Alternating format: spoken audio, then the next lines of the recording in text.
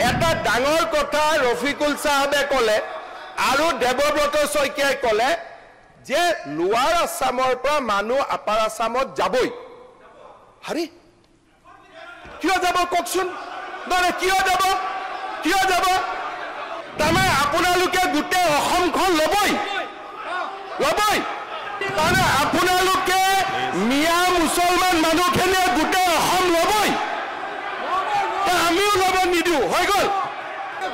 অধ্যক্ষ মহোদয় আজি আপোনালোকে এটা ডাঙৰ কথা ক'লে আজি চব জানি বা নাজানি আমাৰ জনিয়া সমষ্টিৰ বিধায়ক আৰু বিৰোধী দলৰ দলপতি গৰাকী এটা আজি ডাঙৰ কথা ক'লে আৰু আপুনি কি কৈ আছে আৰু মই পক্ষ ল'ম না আপুনি কি কৰিব মই পক্ষ ল'মেই বাজ মই পক্ষ ল'মেই প্লিজ যি কৰে কৰক না মই ল'মেই ক'ব দিয়কচোন মই ল'মেই নাই ক'ব দিয়ক ল'মেই আরে কি লাগে এতিয়া আরে ভাই নহয় মই তাও আরাম আপোনালোকে যদি নুশুনাকৈ আপোনালোকে স্টেটমেন্ট দিবই দিয়া নাই হ'ব কি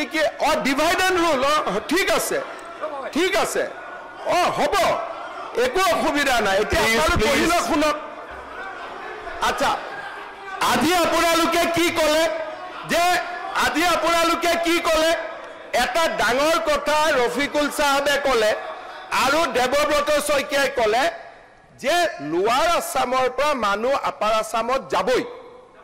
হাৰি কিয় যাব ককচোন দৰে কিয় যাব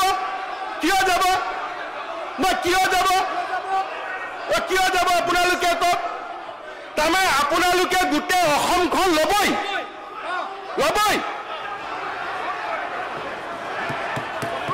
তাৰমানে আপোনালোকে মিয়া মুছলমান মানুহখিনিয়ে গোটেই অসম ল'বই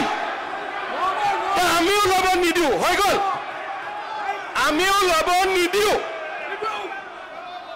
আপোনালোকে আজি হাউচত ক'লে যে আমি ল'মেই আৰু মই কৈছো আপোনালোকক আমি ল'ব নিদিওঁ বাছ